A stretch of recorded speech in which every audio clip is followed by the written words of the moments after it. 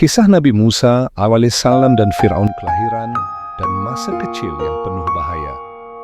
Kisah ini berawal di Mesir, di mana kaum Bani Israel, keturunan Nabi Yakub, hidup sebagai budak yang tertindas di bawah kekuasaan Raja Fir'aun yang kejam.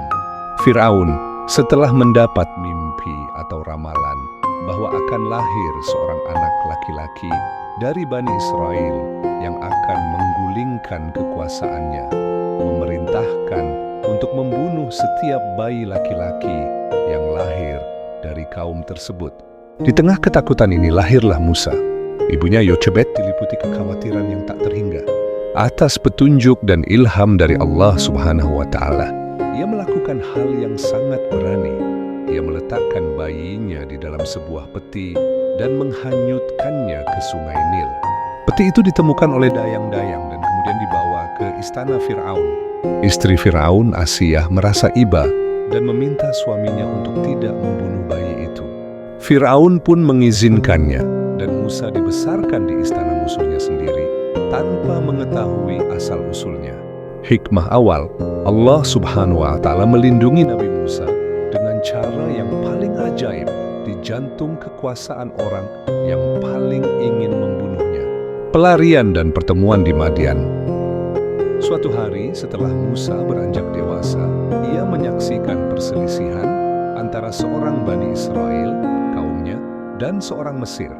Dalam upaya membela kaumnya, Musa memukul orang Mesir itu hingga tewas tanpa sengaja. Setelah mengetahui bahwa Fir'aun sedang mencari dan merencanakan hukuman mati baginya, Musa melarikan diri dari Mesir. Ia berjalan menuju negeri Madian. Dalam perjalanannya, ia menunjukkan kasih sayang dan kekuatannya dengan membantu dua orang wanita, putri Nabi Syu'aib alaihissalam, untuk memberi minum ternak mereka. Karena kebaikan dan kejujurannya, salah satu wanita itu menikah dengannya, dan Musa tinggal di Madian selama 10 tahun, bekerja pada ayah mertuanya, Nabi Syu'aib, menurut sebagian ulama. Panggilan di Bukit Tursina, Tur. Setelah menyelesaikan masa janjinya, Musa bersama keluarganya kembali menuju Mesir. Dalam perjalanan, di tengah malam yang dingin, ia melihat api di kejauhan di lereng Gunung Tursina, Tur. Ia mendekatinya dengan harapan mendapatkan kehangatan atau obor. Saat mendekati api itu, ia mendengar suara yang sangat agung. Nah, itu adalah panggilan kenabian dari Allah Subhanahu wa Ta'ala. Wahai Musa, sungguh aku adalah Tuhanmu, maka tanggalkanlah kedua terompahmu. Sesungguhnya engkau berada di lembah yang suci, Tua. QS Taha 12. Di sana Allah Subhanahu wa Ta'ala memberinya mukjizat berupa tongkat yang bisa berubah menjadi ular besar, ular putih al-hayat, tangan yang jika dimasukkan ke dalam kerah baju dan dikeluarkan, akan bersinar putih cemerlang tanpa cacat, Yad al-Baidah. Allah memerintahkan Musa untuk kembali ke Mesir dan menyampaikan seruan tauhid kepada Fir'aun, raja yang telah melampaui batas dengan mengaku sebagai Tuhan. Musa memohon agar saudaranya Harun alaihissalam diutus bersamanya karena Harun lebih fasih berbicara. Allah mengabulkannya. Pertarungan dengan para penyihir Musa dan Harun menghadap Fir'aun dan menuntut agar ia melepaskan Bani Israel. Fir'aun menolak dan menuduh Musa hanyalah seorang penyihir.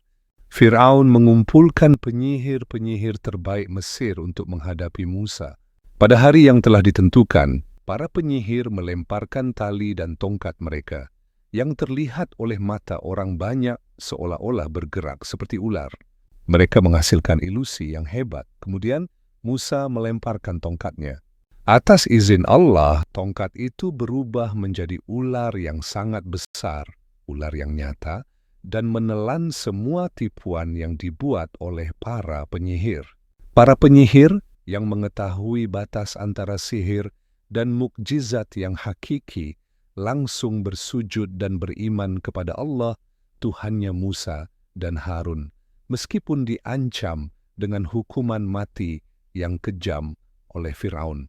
Pelarian dan Laut Merah. Meskipun setelah berbagai macam bencana seperti banjir, belalang, kutu, katak, dan darah menimpa Mesir, Fir'aun tetap sombong.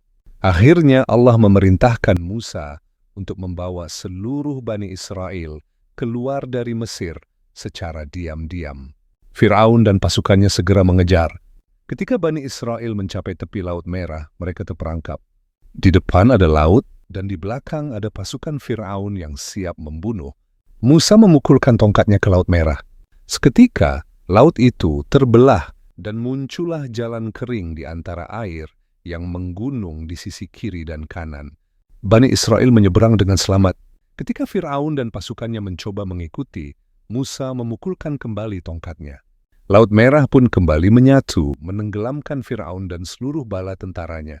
Saat-saat terakhir, Fir'aun mengaku beriman, tetapi pengakuan itu sudah terlambat.